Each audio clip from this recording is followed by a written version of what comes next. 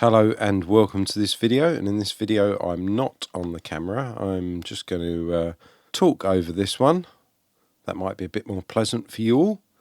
I was reviewing that CLA 76 and the T-Rex 576 comparison video that I did, and I noticed that in the video I'd had the analog switch on. Now, sometimes I'll click on a preset and then tweak it from there, and sometimes I'll start from scratch. And I think in the case of that, I'd clicked on a preset and it had switched the analog switch on.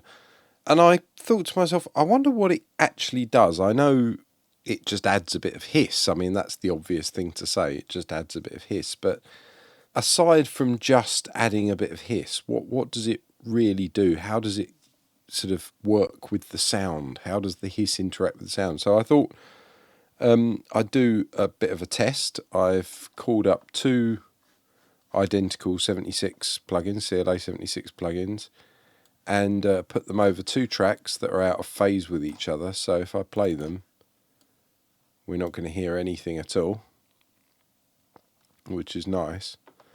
But if I put some of the hiss on one of them, we're going to hear the difference between the two. And if I press stop, we're now just going to hear the hiss of one of the units. It'd be no different to if I had one bypassed. And as you can see here, I've boosted the gain quite a bit on the stereo out so that we can hear the hiss. But there doesn't seem to be a huge amount of difference between the 50 Hz and the 60 Hz hiss.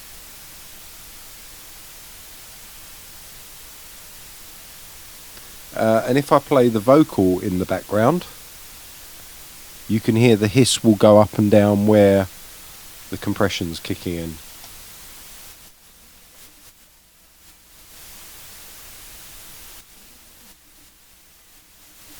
You can just get a tiny bit of the harmonics of a few bits of the vocal coming through. Whereas if I switch it to off, they completely cancel each other out. So that's in Blackie mode. If I switch it to Bluey, what do we get? Right, we get a different kind of noise. On the 60 Hz, we are getting a bit of a peak there, which seems to be sort of coming out actually more around 70 Hz, but it's definitely kind of centered around 60. And then 180 Hz, 3 times 60. And then we've got another one here at 300, which again is a multiple of 60. So we're getting these three peaks here. If I switch it to 50 Hz, you can see that shifts down. This hum here now is 3 times 50, not 3 times 60. And this one here is centered around 50. But the central point, the actual peak, is nearer 50, whereas with 60, the peak seemed more about 70 odd. And then here at 250 Hz, we're getting a peak and a cut at 200.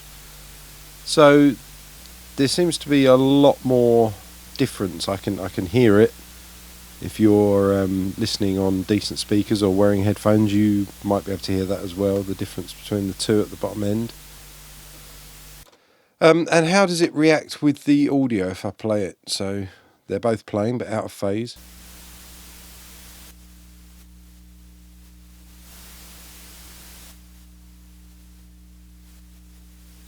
So the hum is consistent.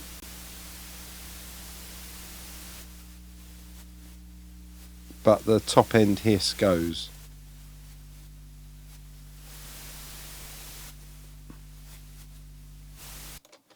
Okay, so that's what the CLA 76 is doing when you switch the analog switches on. Right, let me get rid of these. So here is the CLA 2A, two instances of it. Again, both out of phase. If I play the vocal, you'll hear they cancel each other out perfectly. If I pull one out, it's going to go crazy. That's because I've got it so gained up so that we can hear the hiss. So let's have a listen to the hiss on this one. I call it hiss. It's the analog switch, but to me it's just adding a load of hiss and possibly hum.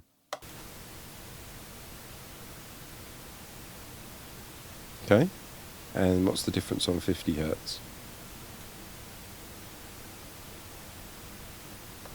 Yeah, a tiny bit of change. I saw the sort of the centre frequency of the low end hum change slightly, but it's not as loud as on the Bluey 76.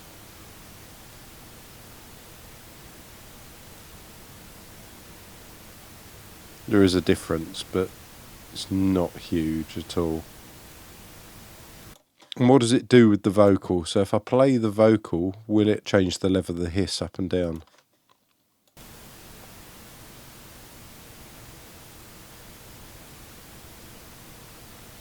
No, it's not changing the level of the hiss at all. So on this one, I'm gathering whatever they used, whichever compressor they used to create the model of this, was generating the hiss after the gain reduction, not before. So here I have two CLA 3A plugins. Let's have a listen to the sound of the analog switch on this. Right, so we're getting that more pronounced bottom end hum that we were getting on the 76. Again, peaking about 70 more than 60, but correctly peaking here at about 180. So the cue of that peak is a bit odd. Let's go to the 50 Hertz. And that all shifts down as expected. Let's have a listen through to what happens when I play a vocal underneath it. So at the moment the vocals are cancelling each other out because they're out of phase. If I put in one of the analog switches,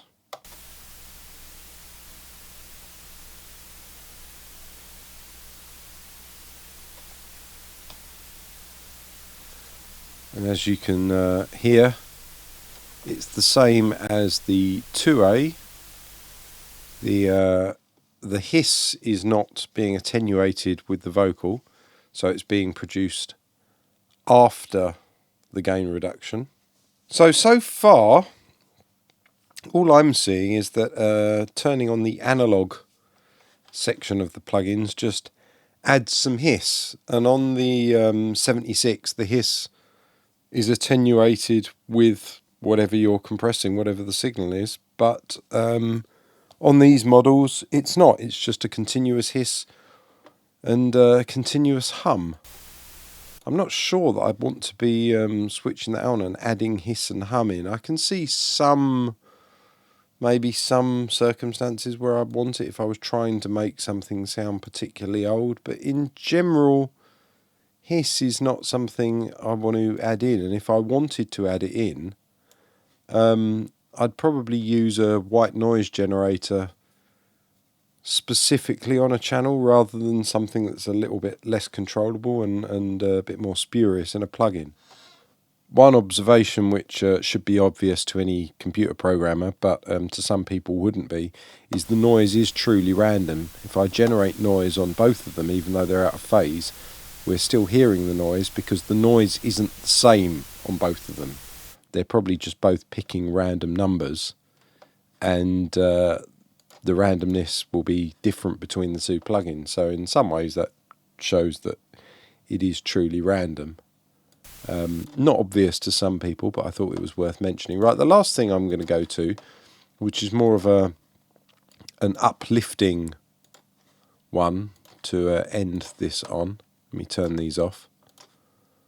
The last one I'm going to go to is the H delay, because that has a very annoying hiss on it that whenever I use the H delay, I always turn it down, usually to analog 1, because I find when I finish my mix, if I forget to do it, I'm there and listening, and suddenly there's just a hiss that I can't seem to get rid of. I'll just see my level meter tickling, and with the amount of compression that I put on a vocal group after a delay, that really gets lifted up in the mix, so I tend to kind of turn it off or turn it back to 1.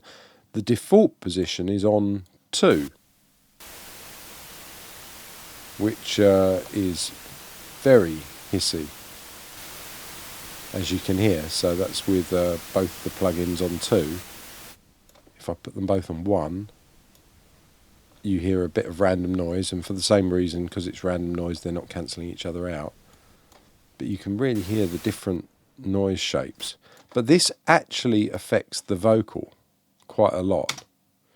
To be near you when all around me says I'm wrong. You probably can't hear a huge amount of difference between those. But if we play them together and they're out of phase, as I've said before, they'll cancel out. And then what we're hearing here is the difference. So this is the signal that's different to this one. Says I'm wrong. There's no denying. Now that sounds like a very big difference between the two, when there wasn't so much when I was scrolling through earlier. So my feeling on that is that there's probably some kind of phase shifting going on, which is stopping the cancellation working as well. But what's my kind of take home from doing this video, and why have I done this video, and why did I look into it? Well, I was just interested to see what the analog switch did, because, you know, I'm not in any way disparaging Waves, but I certainly don't trust everything they say in their advertising. So this kind of idea of having an analog switch that makes it sound a little bit more analog, I wasn't totally convinced by it, and I thought it might be a bit snake oil like. So I wanted to check it out for myself. And after checking it out, I've come to the conclusion that it is definitely snake oil, and I will be turning that off unless there's a really, really good reason for it. But yeah, for the 99.999% of stuff I do, that's going to be off, because I really just don't want unwanted hiss and hum added to my recordings. If anything, I go through trying to get rid of hiss and hum. So introducing it, unless it was for a special effect or something, is not something that interests me. I hope you've found this video interesting. Please subscribe, like, share, and all that stuff. And I will see you, hopefully on camera, in another one very soon.